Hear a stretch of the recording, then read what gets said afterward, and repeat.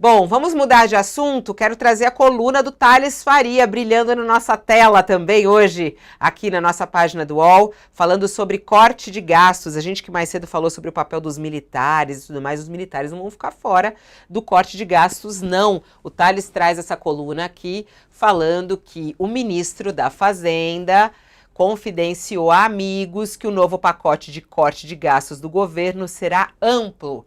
Manchete aqui, é o título da reportagem do Thales. Haddad confidenciou que corte será amplo.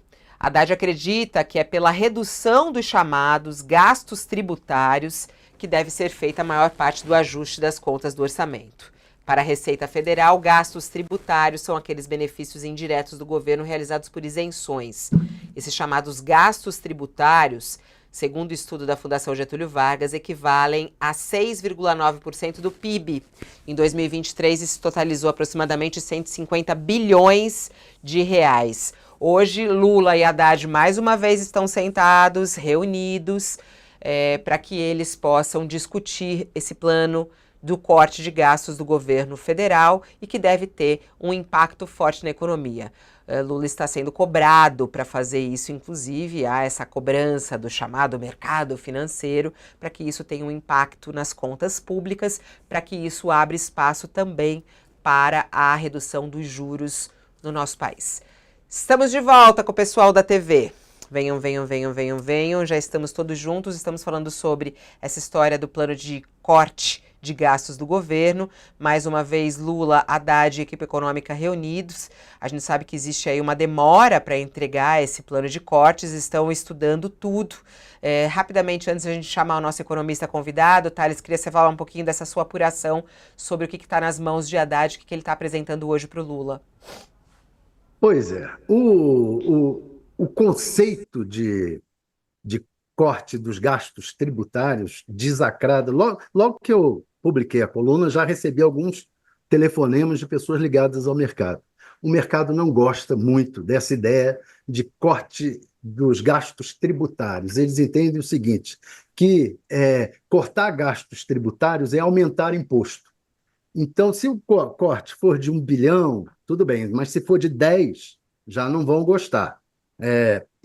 Então, esse conceito do que o corte será amplo, como disse o Haddad a algumas pessoas, o que é amplo? É amplo no tamanho do corte de gastos tributários ou é amplo no sentido de que vai atingir quem?